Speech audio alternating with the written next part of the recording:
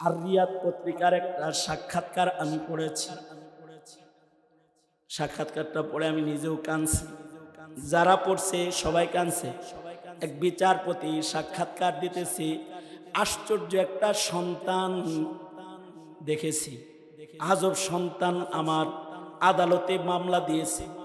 বিচারপতি বলে, আমার কাছে মামলা আসলো, ছোট ভাই বড় ভাইয়ের নামে মামলা করছি। মহামান্য আদালত, আমরা দুই ভাই, আমাদের একমাত্র সম্পদ আমাদের মা ছাড়া আমাদের আর কেউ নাই। কিন্তু মা আবার 17 বছর অসুস্থ, বিছনায় পড়া। বড় ভাই একা একা আমার খেদমত করে। আমি আমার মাকে আমার বাড়ি আনতে চাইলে বড় ভাই আমাকে দেয় না। মহামান্য আদালত, আমিও জানি মার পায়ের নিচে সন্তানের জান্নাত, তাই মামলা করলাম। আমি আমার মার সমান খেদমতের অধিকার চাই। বড় ভাইও একা একা খেদমত করে কেন? আমাকে অর্ধেক খেদমতের জন্য দিয়ে দিন। বিচারপতি পত্রিকাকে বলতেছে, মামলা আসছে যখন তখন দুনো ভাইকে আদালতে ডাকলাম। বুড়া মাও আদালতে আসছে। ছোট ভাইকে বললাম, মামলা করলা কেন? মামলা করবো না, একা একা মার খেদমত করে, আমার ঘরে আনতে চাই। আমি তার চাইতে ধনী, আমার বাড়ি তার চাইতে সুন্দর, আমার দেহে শক্তি সামর্থ্য তার চাইতে বেশি। সে বুড়া হয়ে গেছে, কিন্তু মার খেদমত একা করে, আমারে দেয় না। মা দেয় না আমাকে। আদালত বলে, বড় ভাইকে দেও না কেন? দিমু কেন? আমি তো মায়ের পেশাব পায়খানা সাফ করতে করতে এগুলো আমার নাকে এখন আর গন্ধ লাগে না। ও ছোট মানুষ, বুড়া মার খেদমত যদি করতে না পারে মা কষ্ট পাবে, আর মা যদি আহ বলে ভাইটার ক্ষতি হয়ে যাবে না?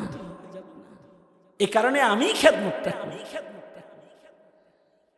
ওই পাশ থেকে চিৎকার করে বলেন, না না, এগুলো বাউতাবাজি কথা, নিজের ইজ্জত বাড়াইতেছি, ওইগুলা বইলা আমারে বঞ্চিত করে যেতেছে। আদালত, আমার মা আমি চাই।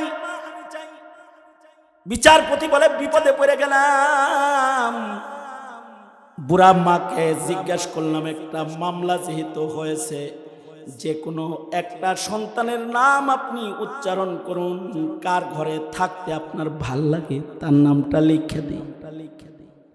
কিন্তু মা ছোট ছেলের দিকে তাকায়, বড় ছেলের দিকে তাকায় আর কান্দে। বড় ছেলেও কয় বাদ দিও না, ছোট ছেলেও কয় মা আমার নাম কিন্তু কেটে দিও না। মাও কান্দে, ছেলেরাও কান্দে। বললাম, মা যার কাছে থাকতে ভাল লাগে তার নামটা কোন লিখে দিই। আশ্চর্য, বুড়া মা কেঁদে কেঁদে বলে, আদালত, দুইটা হীরা টুকরা আল্লাহ তাআলা আমাকে দান করেছে, এর একজনের নাম আদালতে উচ্চারণ করে আর একজনকে খাটো করতে পারবো না আমি। আমার কাছে দুনো সন্তান সমান। আপনি আদালত যার কাছে দিবেন আমি তার কাছে থাকব। আমার দুনো সন্তানকে আমি সমান ভালোবাসি, ওরাও আমাকে ভালোবাসে। যার ঘরে দিবেন তার ঘরে থাকব। আদালত বলে, বড় ভাইরে ডাইকা পিঠে হাতায়া বললাম, একটু আরাম করো, তুমি দরিদ্র দুর্বল। ছোট ভাইয়ের ঘরে মাকে দিয়ে দিলাম, কিন্তু এই ছোট ভাই, তোর এই বড় ভাই যদি কখনো মার খেদমতের জন্য তোর দরজায় দাঁড়ায় যায়, ফেরত দিস না, কোলে করে নিজের মাকে বড় ভাইয়ের ঘরেও মাঝে মাঝে দিয়ে আসিস। আদালত বলে, সাক্ষাৎকারের জন্য দিলাম, যে কান্না থামাইতে পারতেছি না, এমন এক সন্তান। وقال النبي صلى الله عليه وسلم كونوا من أبناء الآخرة ولا تكونوا من أبناء الدنيا أو كما قال عليه الصلاة والسلام. اللهم صل على محمد وعلى آل محمد كما صليت على إبراهيم وعلى آل إبراهيم إنك حميد مجيد اللهم بارك على محمد وعلى آل محمد كما باركت على إبراهيم وعلى آل إبراهيم إنك حميد مجيد জামিয়াতুত তারবিয়া আল ইসলামিয়া আয়োজিত ফারেগিন ছাত্রদের দস্তার বন্দি উপলক্ষে আয়োজিত মহতি মাহফিলের মোহতারাম সাদার, মোহতারাম সভাপতি, উপস্থিত আজকের আয়োজনের মোহতারাম প্রধান অতিথি উস্তাজ মোহতারাম, আমাদের সকলের মুরব্বী, বেফাকুল মাদারিসিল কওমিয়ার সংগ্রামী মহাসচিব শেখুল হাদিস ইবনে শেখুল হাদিস আল্লামা মাহফুজুল হক সাহেব দামাত বরকাতুহুম, উপস্থিত দিগার বুজুর্গ হযরত উলামায়ে কেরাম, সম্মুখপানে সমবেত দিন প্রিয়, ইসলাম প্রিয়, দিনদার ইমানদার মুমিন মুসলমান ভাইরা, আল্লাহর দরবারে শুকর, আল্লাহ তাআলা জামিয়াতুত তারবিয়াতে এমন একটি সুন্দর পরিবেশে জামিয়ার ফারেগিনদের দস্তারের অনুষ্ঠানে আল্লাহ তাআলা আমাদের আসার বসার তৌফিক দান করেছেন। কালিমাতুশ শুকর পড়িয়ে শুকরিয়া আদায় করি মুহাব্বতের সাথে বলুন আলহামদুলিল্লাহ। মূল আলোচনা তো সভাপতি মহোদয়, জামিয়ার মুদির আল্লামা মামুনুল হক দামাত বরকাতুহুম তিনিই করবেন, এটাই আমাদের কামনা। শেষ কিছু কথা, ওনার কিছু সিদ্ধান্ত আপনারা শুনে যাবেন, ওই অপেক্ষায় আপনারা আছেন। আমাকে নির্দেশ করা হয়েছে কিছু বলার জন্য, মুরব্বীদের নির্দেশ মানা এটা আদাব। এই জন্যে মুরব্বীর নির্দেশে আপনাদের সামনে কিছু বলতে, কোরআনে হাকিমের সূরা ফুরকান থেকে ৭৪ নম্বর আয়াতে করিমা, যা অধিক তেলাওয়াতকৃত আয়াতে করিমাগুলোর ভেতরে অন্যতম একটি আয়াতে করিমা বরকতের জন্য পড়েছি, হাদিসের খণ্ড পেশ করেছি। এগুলোকে সামনে করে খুব সংক্ষেপে একটি সবক আপনাদের সামনে তাকরার করার ইরাদা রাখি। আল্লাহ তাআলা কিছু উপকারী কথা আপনাদের কানে পৌঁছাইবার তৌফিক দান করেন। আপনারা দোয়া করুন, বলুন আমিন। মুহতারাম হাজিরিন, এই পৃথিবীর সবচেয়ে দামি সম্পদ হলো মানব সম্পদ। মানব সম্পদের চাইতে দামি কোনো কিছু না পৃথিবীতে। বুঝে থাকলে বলেন, স্বর্ণ রূপার দাম বেশি না মানুষের দাম বেশি? টাকা পয়সা বাড়ি গাড়ির মূল্য বেশি না একটা মানুষের মূল্য বেশি? মানুষের মূল্য কি শুধু টাকা পয়সা অথবা স্বর্ণ রূপার চাইতে বেশি? না, মানুষের মূল্য আল্লাহর কাছে, আল্লাহর এই সৃষ্টির আয়োজনের চাইতে একটা মানুষের মূল্য আল্লাহর কাছে বেশি, যদি মানুষটা মানুষ হয়। এ কারণে লা তাকুমুস সাআহ, কিয়ামত সংগঠিত হবে না যতদিন আল্লাহর একজন মানুষ জীবিত থাকবে। একটা মানুষের দাম আল্লাহ পাক এই টোটাল সৃষ্টি এর চাইতে অনেক দামি, একটা মানুষের দামই বেশি। একজন মানুষের জন্য আল্লাহ পাক যদি মানুষটা আল্লাহর পছন্দের মানুষ হয় তাহলে পৃথিবীকে আল্লাহ তাআলা ঠিক রাখবেন। এটা হলো একটা মানুষের মূল্য আল্লাহর কাছে। একজন মানুষকে আল্লাহ পাক এমন পৃথিবীর 10 পৃথিবীর সমান সর্বনিম্ন জান্নাত এই উম্মতের একজন মুমিনকে আল্লাহ পাক দান করবেন। জান্নাতুল ফেরদাউস একজনকে দান করবেন, একজনকে জান্নাতুল ফেরদাউসের রাজত্ব দিবেন। তার মানে জান্নাতুল ফেরদাউসের রাজত্বের চাইতেও একটা মানুষের দাম আল্লাহর কাছে বেশি, যদি মানুষটা আল্লাহর পছন্দের মানুষ হয়। আর যদি মানুষটা এই মানব সম্পদটা যদি নষ্ট হয়ে যায়, মানুষটা যদি নিকৃষ্ট মানুষে রূপান্তরিত হয়, তো এইটা এতই বেশি নিকৃষ্ট আল্লাহর কাছে মানুষ হওয়ার পরেও যে ওর চেয়েতে আল্লাহর কাছে শুকরের দাম বেশি।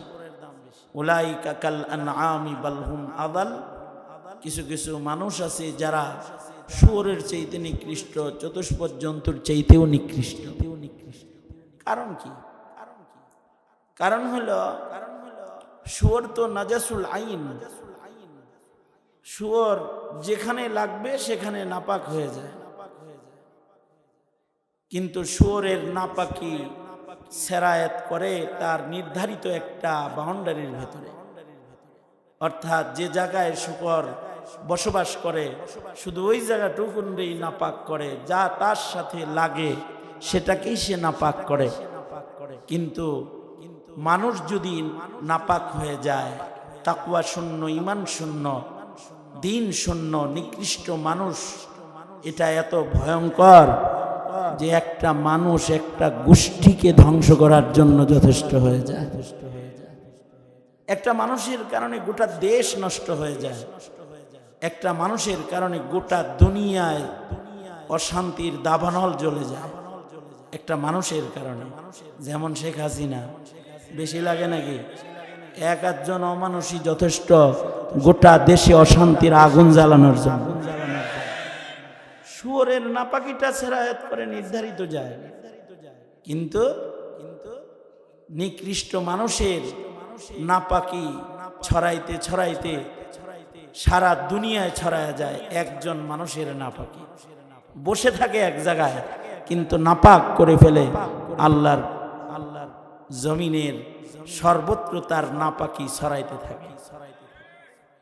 এই কারণে নাপাক মানুষ ভয়ঙ্কর, নিকৃষ্ট মানুষ ভয়ঙ্কর।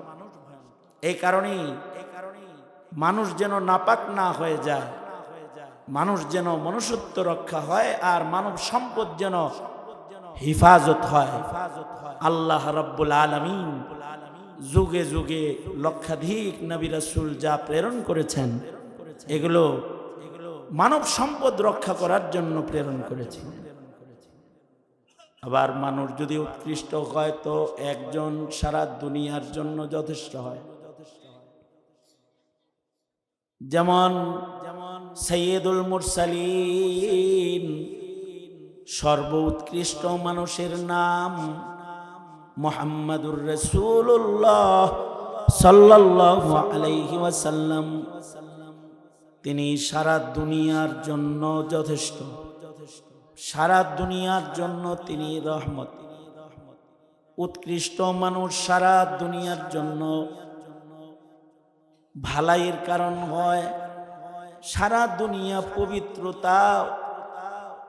পবিত্র হয়ে যায়। সারা দুনিয়ার মানুষের পবিত্রতা একজন উৎকৃষ্ট মানুষ দিয়া হয়। মানুষ যদি নিকৃষ্ট হয় তাহলে একজন সারা দুনিয়া বরবাদ করে ফেলায়। মানুষ কোথায় জন্মায়? মানুষ কিভাবে আসে? মানুষ তো আর গাছে ধরে না। মানুষ কি গাছে ধরে? মানুষ গাছে ধরে না। অথবা মানুষ কি জমিনে চাষাবাদ হয়? মানুষ মানুষের ঘরেই জন্ম হয়। এই কারণেই আল্লাহ রাব্বুল আলামিন মানুষকে দোয়া করতে বলেছেন যে তোদের ঘরে মানুষ তো আমি দেই, তো আমার কাছে তোরা হাসিনা চাইস না, মামুনুল হক চা। তোরা নিকৃষ্ট মুরগি চুরা চাইস না, তোরা উৎকৃষ্ট শামসুল হক ফরিদপুরি চা, হাফিজি চা, শেখুল হাদিস আল্লামা আজিজুল হক চা। এই তালিম রব্বুল আলামিন সূরা ফুরকানের মধ্যে সারা দুনিয়ার মানুষদেরকে দান করেছে। মানুষ মানুষের ঘরে জন্মায়, মানুষের ওরসে মানুষের জন্ম হয়। যেই মানুষটা ওরসে জন্ম নিবে সেটা যেন অমানুষ না হয়। কারণ কারোর ঘরে যদি অমানুষ জন্মায় তাহলে তার একটা অমানুষ সন্তানের কারণে তার জিন্দেগি বরবাদ হয়ে যায়। আর কারোর ঘরে যদি একজন মানুষ জন্ম হয় তো ভালো একটা সন্তান ওরসে জন্ম নিলে তার দুনিয়া কবর ও হাসর সফল হয়ে যায়। ঔরসে ভালো মানুষ দরকার। ঔরসে যে ভালো সন্তান হবে, ভালো সন্তান কে দিব? খাজা বাবা। হ্যাঁ, ভালো সন্তান কি বাবার মাজারে অথবা খাজার দরবারে পাওয়া যায়? ভালো মানুষ ঔরসে ভালো সন্তানটাও আল্লাহর কাছ থেকেই চেয়ে নিতে হয়। উস্তাদ মুহতারাম, আমার কায়েদ, আমার আমির এবং আমার মুরব্বী আল্লামা মাহফুজুল হক সাহেব হুজুর বলতেছিলেন যে আল্লামা আজিজুল হক রহমাতুল্লাহি আলাইহি তিনি দাদা জানের দোয়ার ভাষণে বলতেছিলেন, দাদার ইখলাস আর মেহনতের বরকতে আল্লামা আজিজুল হক দুনিয়াতে এসেছিল। ওনার খুলুসিয়াতের কারণে, ওনার মেহনতের কারণে, ওনার খানদানে সারা দুনিয়া জাগানো শেখুল হাদিস জন্ম হয়েছিল। আমাদের ঔরসে কি জন্ম হচ্ছে এটা কি কখনো চিন্তা করি? এইটা চিন্তা করা। আর আমাদের ঔরসেও যেন কোন নষ্ট মানুষ জন্ম না হয়, ভ্রষ্ট লোকের আগমন না হয়, এর জন্য আল্লাহর কাছে দোয়া করাটা এটা মুস্তাকিল একটা ইবাদত।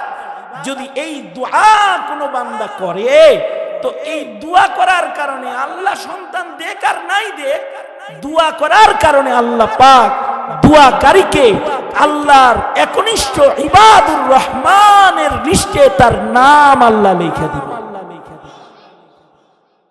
শুধু আল্লাহর কাছে চাওয়ার কারণে। কারণ সন্তানের কারণেই মা বাপ হয়তো প্রশংসিত হয়, সন্তানের কারণেই মা বাপ তিরস্কৃত হয়।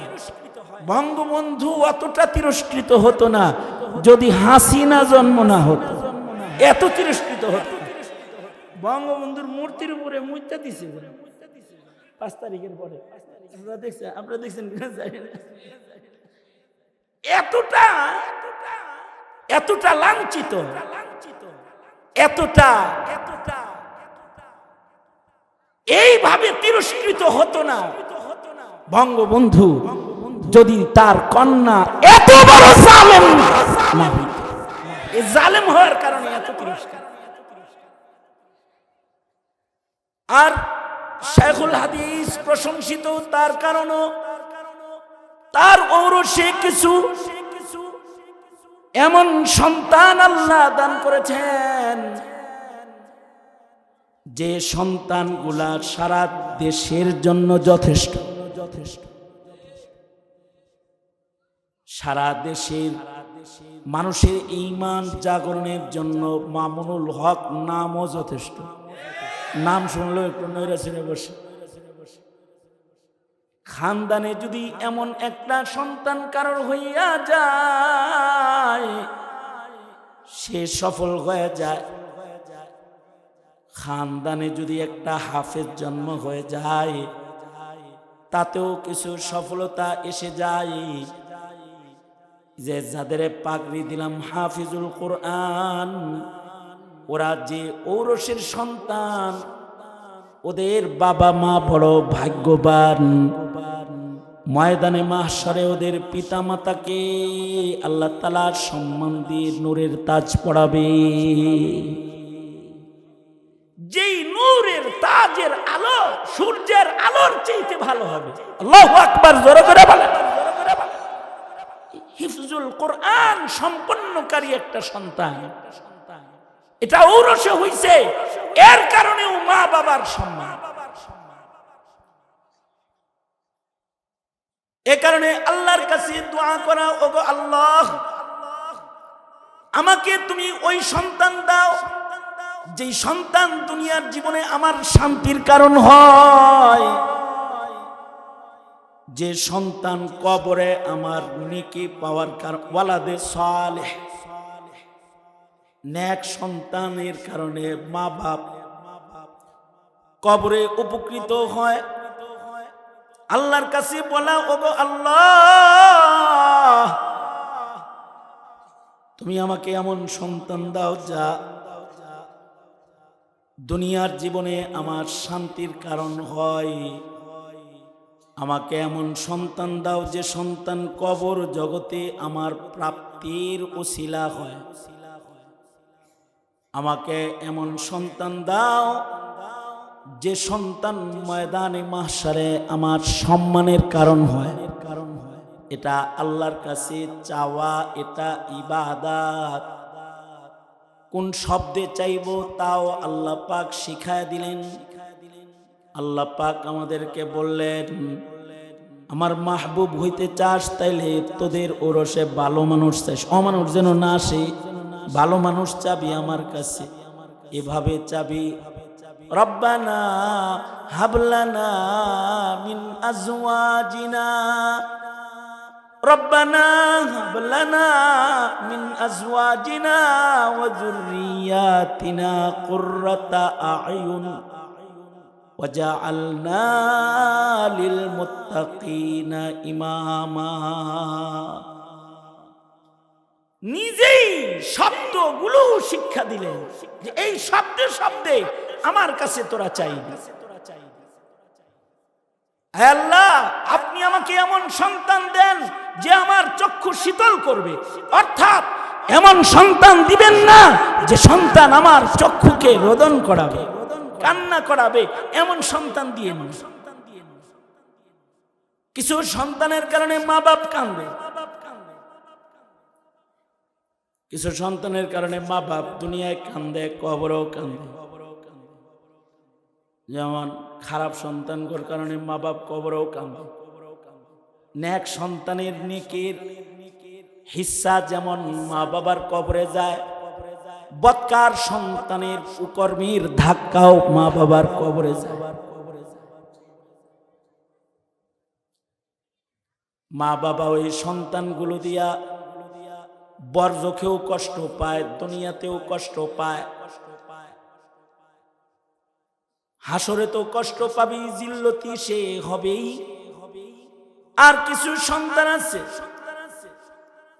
যাদের দেখলে মা বাবার দিল জুড়ায়া যায়। সন্তানগুলা সুশ্রী সুন্দর সন্তানও লাগে না, তবে মানুষের মতো মানুষ সন্তান হইতে হয় যদি ওইটা বেলাল মার্কা কালা হয়, অথবা আব্দুল্লাহ ইবনে উম্মে মাকতুম মার্কা অন্ধ হয়। কিন্তু যদি সে আল্লাহর কাছে প্রশংসিত হয়, তো এমন কালো সন্তান, এমন এমন দেহ গঠনে সৌন্দর্য তার নাই, কিন্তু তারে দেখাও মা বাবার দিল ঠান্ডা হয়ে যায়। যেমন শেখ আব্দুল মালিক হাফিজাহুল্লাহ, জাতীয় মসজিদের খতিব, দেহ গঠনে ছোটখাটোই, দেখতে খুব সুশ্রী সুন্দর না, কালো মানুষই। কিন্তু এইরকম একটা সন্তান পাওয়ার জন্য আমি নিজের চোখে চিঠি পড়েছি ওই পরিবারে, যে শেখ আব্দুল ফাত্তাহ আবু গুদ্দা আল্লাহ রাহমাতুল্লাহি আলাইহি তিনি চিঠি লিখেছেন শেখ আব্দুল মালিক হাফিজাহুল্লাহর বাবার কাছে, আল্লাহ আপনাকে এরকম একটা আব্দুল মালিক দিল, আমাকে যদি দিত। দেখতে সুন্দর দেখে এই কামনা। আসলে আল্লাহর কাছে মাহবুব সন্তান এমন যদি কেউ পেয়ে যায়, তার ওই কালো সন্তানের মতো একটা সন্তানও মানুষ তখন চাইতে থাকে, যারা মানুষ চিনে তারা চাইতে থাকে আমার খানদানে যদি এরকম একটা হইতো।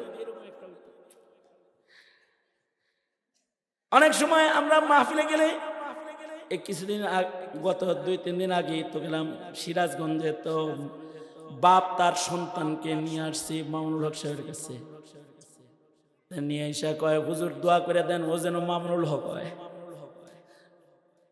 তার মানে হলো বাবার কামনা হলো এটা যেন শেখ হাসিনা না হয়, শাহরিয়ার না হয়, এটা যেন কবির চৌধুরী না হয়, সালমান রুশদি না হয়, এটা যেন ইমরান সরকার না হয়, এটা যেন বাউল সরকার না হয়। এগুলো একটা কামনা। রব্বানা হাব লানা মিন আজওয়াজিনা ওয়া যুররিয়াতিনা কুররাতা আ'য়ুন ওয়াজআলনা লিল মুত্তাকিনা ইমামা। আল্লাহর কাছে খুব পড়তে হবে। মজমায় যেহেতু পড়ছি সবাই মিলা জিলে একটু করে আলাই, তাতে আপনারা আলেম যারা পড়তে পারেন, আপনার পাশে জাহেল যে পড়তে পারে না তার মুখ দিয়েও বাইর হবে। আওয়াজ করে সবাই মিলা আমার সাথে একটু পড়েন রব্বানা। আপনাদের হাত পাও ভালো আছে তো? আমার মতো বাঙ্গাচোরা কার কার ভালো দেখি তো, দেখি। আপনাদের হাত ভালো, হাত ভালো, সব ভালো, শক্তি আছে, শক্তি আছে। নারেন সারেন দিহি। আচ্ছা হাত তো ভালো, মুখ ভালো তো? মুখ ভালো, মুখ ভালো, মুখ যে ভালো বুঝান তো, বলেন রব্বানা। এবার বুঝা যাইতেছি রব্বানা হাব লানা মিন আজওয়াজিনা ওয়া যুররিয়াতিনা কুররাতা আ'য়ুন ওয়াজআলনা লিল মুত্তাকিনা ইমামা। আমাদের একজন আশিক আল্লাহওয়ালা, তিনি বাংলায়ও দোয়া করতেন, এমন সন্তান দিয়ে মাওলা, এমন সন্তান দে কামাই খাওয়ার আশা নাই, আমি মরে গেলে দোয়া করবে যে। এমন সন্তান দে আল্লাহ, এমন একটা সন্তান দে কামাই খাওয়ার আশা নাই, আমি মরে গেলে দোয়া করবে যে। যেটা আদর্শ পিতার কাজ, এটা আদর্শ পিতারা এই দোয়া করবে। বাপ 3 প্রকারের। কিছু কিছু বাপ আছে সন্তান জন্ম দিয়া রাস্তায় ছেড়ে দেয়, এগুলো গাঞ্জুটি হয়, এগুলো সন্ত্রাসী হয়, এগুলোই দেখবেন রাস্তায় থাকতে থাকতে রাস্তার টুকাই, এগুলো টুকাই মাস্তান হয়ে যায়। এগুলো মুরগি চুরি করতে করতে এগুলো সন্ত্রাসী হয়ে যায়। মুরগি চোর সন্ত্রাসীর নাম আছে একটা। আবার টুকাই মাস্তান আছে। টুকাই মাস্তান বাপ মায়ের রাস্তায় ছেড়ে দিয়েছে, রাস্তায় থেকে থেকে এগুলো ত্রাস হয়ে গেছে। এই বাপগুলা নিকৃষ্ট, যারা তাদের সন্তানের তরবিয়ত দেয় নাই। ওই বাবারাও নিকৃষ্ট, যারা তাদের সন্তানকে বেশি আদর কইরা খারাপ বানায় দিয়েছে। যেমন সজীব ওয়াজেদ জয়, মানে বেশি আদর করতে করতে খ্রিস্টান বিয়ে করা গেছে। এমন শিক্ষায় শিক্ষিত করছে, আদর করে যে এটা ডক্টরেট ডিগ্রি অর্জন করেছে, কিন্তু আস্থা একটা শয়তানের খাতায় নাম লেখাইছে। এক এক মাসে খরচ করছে 23 লাখ, মানে একটা সেশন পড়াইতে 40 দিনে 23 লাখ খরচ। এভাবে ডক্টরেট ডিগ্রি পর্যন্ত যাইতে যাইতে কয়েক কোটি গেছে বাবে। হঠাৎ করে খবর পাইছে খ্রিস্টান বিয়ে করছে। এই বাবাও নিকৃষ্ট বাবা, যে বাবা মুসলমান কিন্তু তার ইসলামটাই শেষ ইসলাম, তার রক্তের ভেতরে নাস্তিক মুরতাদ বেঈমানের ধারাবাহিকতা চালু হয়ে গেছে। এটা নিকৃষ্ট বাবা। এ কারণে বাবারা দোয়া করবে, রব্বানা হাবলানা মিন আজওয়াজিনা ওয়া যুররিয়াতিনা কুররাতা আ'য়ুন ওয়াজআলনা লিল মুত্তাকিনা ইমামা। সন্তান যেন হয় মুত্তাকিদের সর্দার, সন্তান যেন হয় আবেদদের সর্দার, সন্তান যেন হয় দ্বীনের ধারক বাহক, সন্তান যেন হয় মর্দে মুজাহিদ, দ্বীনের পাহারাদার। তবে এমন একটা সন্তান পিতামাতার জন্য এটা নাজাতের জরিয়া। এক সাহাবী, মহিলা সাহাবী, তার সন্তান শহীদ হয়েছে। এই আয়েশা বলে, ওগো আল্লাহর নবী, আপনি বলেন আমার সন্তান কি শহীদ হয়েছে কিনা। যদি আপনি বলেন যে আমার সন্তান শহীদ, এই যে চোখের পানি মুছলাম, আর কাঁদবো না, আমি হাসবো। কারণ আমি জানি আমার শহীদ সন্তান আমাকে টেনে টেনে আল্লাহর জান্নাতে নিয়ে যাবে। ঔরসের সন্তান যদি হয় বিপ্লবী বীর, ঔরসের সন্তান যদি হয় ব্লগার আর নষ্ট লেখকদের মোকাবেলায় কলম সৈনিক, ঔরসের সন্তানটা যদি হয় বাতিলের বিরুদ্ধে বিপ্লবী আওয়াজ, ঔরসের সন্তানটা যদি হয় দ্বীন কায়েমের জন্য যোগ্য সিপাহ সালার, তাইলে এই পিতার তো আনন্দের শেষ নেই। এ কারণে এই দোয়াটা আগে যেমন তেমন করতেন, এখন ভালো করে করবেন। কারণ হলো আপনার আমার সন্তানকে হিন্দু বানাবার চেষ্টা শেখ হাসিনা কম করেন, তারাই দিত। মুসলমানের সন্তান এগুলোকে নষ্ট করার পায়ে তারা তো সরকারি ভাবে হচ্ছে। মনে মনে ভাবতে পারেন সন্তান নষ্ট হয়ে গেলে আমি কি করবো। আরে ভাই, যদি আপনার একটা সন্তান হেফাজত হয়ে যায়, দুনিয়াতেও সুখ, কবরেও সুখ, হাসরেও সুখ। আর রিয়াদ পত্রিকার একটা সাক্ষাৎকার আমি পড়েছি। সাক্ষাৎকারটা পড়ে আমি নিজেও কাঁদছি, যারা পড়ছে সবাই কাঁদছে। এক বিচারপতি সাক্ষাৎকার দিতেছি, আশ্চর্য একটা সন্তান দেখেছি। আজব সন্তান আমার আদালতে মামলা দিয়েছে। বিচারপতি বলে, আমার কাছে মামলা আসলো, ছোট ভাই বড় ভাইয়ের নামে মামলা করছি। মহামান্য আদালত, আমরা দুই ভাই, আমাদের একমাত্র সম্পদ আমাদের মা ছাড়া আমাদের আর কেউ নাই। কিন্তু মা আবার 17 বছর অসুস্থ, বিছনায় পড়া। বড় ভাই একা একা আমার খেদমত করে। আমি আমার মাকে আমার বাড়ি আনতে চাইলে বড় ভাই আমাকে দেয় না। মহামান্য আদালত, আমিও জানি মার পায়ের নিচে সন্তানের জান্নাত, তাই মামলা করলাম, আমি আমার মার সমান খেদমতের অধিকার চাই। বড় ভাইও একা একা খেদমত করে কেন, আমাকে অর্ধেক খেদমতের জন্য দিয়ে দিই। বিচারপতি পত্রিকাকে বলতেছে, মামলা আসছে যখন তখন দুনো ভাইকে আদালতে ডাকে। বুড়া মাও আদালতে আসছে। ছোট ভাইকে বললাম, মামলা করলা কেন? মামলা করবো না, একা একা মার খেদমত করে, আমার ঘরে আনতে চাই। আমি তার চাইতে ধনী, আমার বাড়ি তার চাইতে সুন্দর, আমার দেহে শক্তি সামর্থ্য তার চাইতে বেশি। সে বুড়া হয়ে গেছে, কিন্তু মার খেদমত একা করে, আমারে দেয় না মা, মা দেয় না আমাকে। আদালত বলে, বড় ভাইকে দেও না কেন? দিমু কেন? আমি তো মায়ের পেশাব পায়খানা সাফ করতে করতে এগুলো আমার নাকে এখন আর গন্ধ লাগে না। ও ছোট মানুষ, বুড়া মার খেদমত যদি করতে না পারে মা কষ্ট পাবে, আর মা যদি আহ বলে ভাইটার ক্ষতি হয়ে যাবে না। এ কারণে আমি খেদমতটা করি। ওই পাশ থেকে চিৎকার করে বলেন, না না এগুলো বাউতাবাজি কথা, নিজের ইজ্জত বাড়াইতেছি, ওইগুলা বইলা আমারে বঞ্চিত করে যেতেছে। আদালত আমার মা, আমি চাই। বিচারপতি বলে বিপদে পড়ে গেলাম।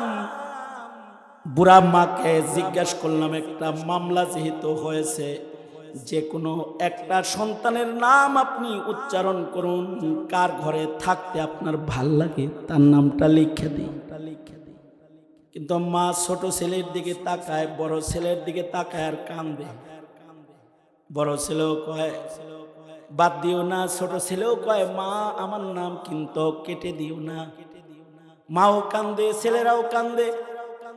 বললাম মা যার কাছে থাকতে ভাল লাগে তার নামটা কোন লিখে দিই।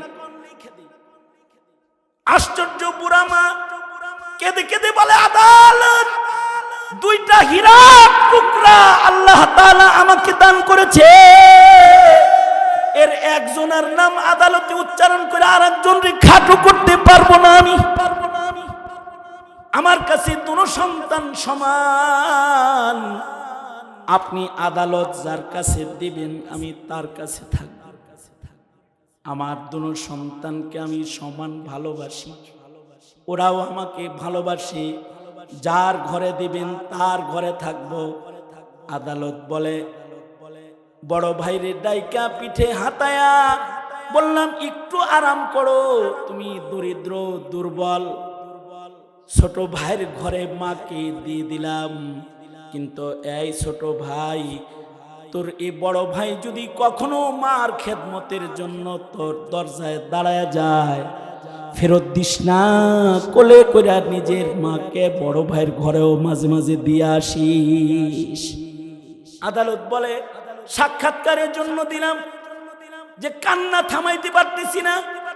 এমন এক সন্তান দুইটা লাগে না, কারোর ঘরে যদি এমন একটা সন্তান হয়ে যায়, ওই বাবাকে ভ্যান গাড়ি চালাইতে হয় না, ওই বাবা মাকে পরের দরজায় ভিক্ষুক হইয়া দাঁড়ায়া বলতে হয় না এক মুঠো ভাত দাও এই বৃদ্ধকে।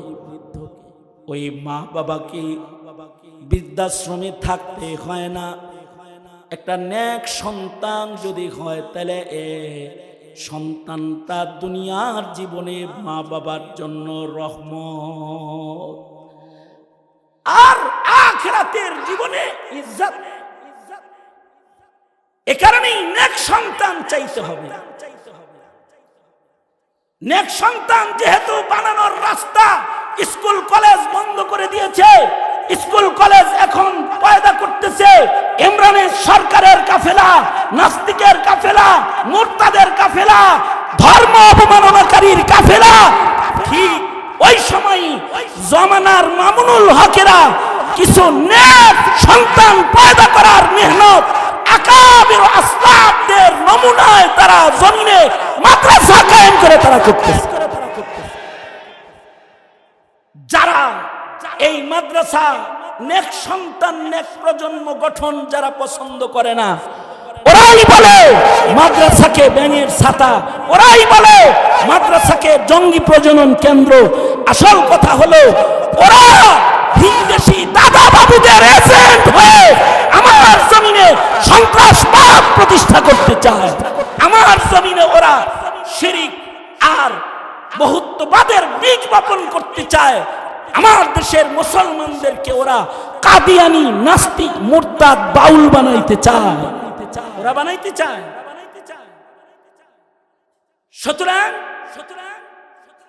মামুনুল হক সাহেব সহকারে যত উলামা হযরতরা এমন দ্বীনি ইদার আর পাহারাদার, এরা হলো জাতির ঘরে জাতির যোগ্য সন্তানটাকে পৌঁছে দিতে চায়।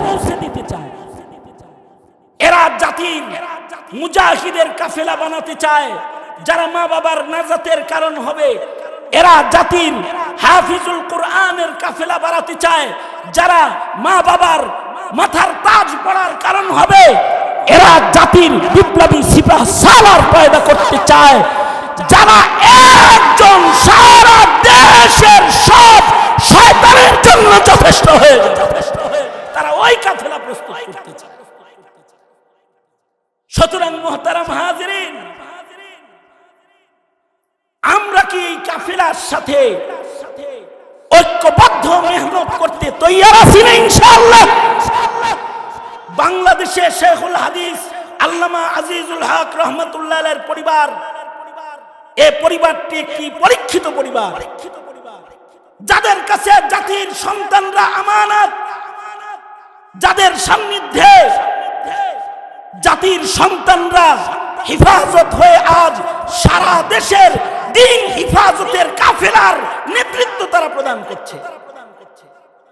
সুতরাং রত্ন সন্তান মামুনুল হক শুধু শেখুল হাদিস আল্লামা আজিজুল হক রহমতুল্লাহি আলাইহির ঘরের জন্য নিয়ামত না, এটা গোটা বাংলার প্রতিটি মুসলিম পিতামাতার জন্য নিয়ামত।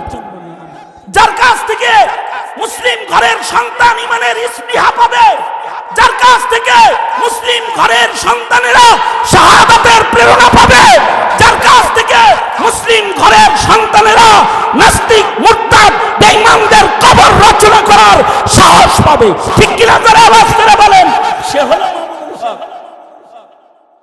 সুতরাং মামুনুল হকের এই কার্যক্রমকে শক্তিশালী করতে তার সাথে থাকা, এটা তো এই আমরা যারা আছি আমাদের জন্য দায়িত্ব কর্তব্য। জমানার কোন মজলুম, জমানার কোন শ্রেষ্ঠ মানুষের সাথে যারা সাথী হয় তাদের দাম বেড়ে যায়। যেমন নবীজির সাথী হওয়ার কারণে সাহাবীর দাম বাড়ছে, ওইরকম জমানার শ্রেষ্ঠ যারা তাদের সাথী হইলে তাদের দামও বেড়ে যায়।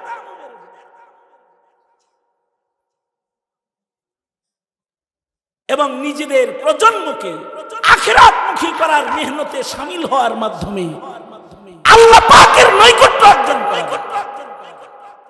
কুনু মিন আবনাইল আখিরাহ ওয়ালা তাকুনু মিন আবনাইদ দুনিয়া।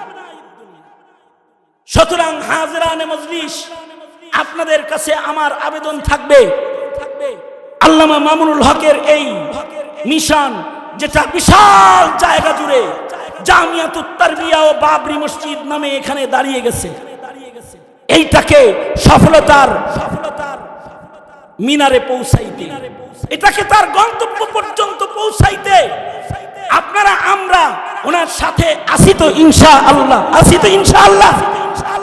আল্লাহ তাআলা আপনাদেরকে কবুল মঞ্জুর করেন। লম্বা কথা আমি বলতে চাই না, এই কারণে আমি জানি আপনারা আল্লামা মামুনুল হক সাহেবের ওয়াজ শোনার জন্য পিপাসিত অবস্থায় আছেন। সুতরাং আপনাদের ওই পিয়াসকে আমি নষ্ট করব না।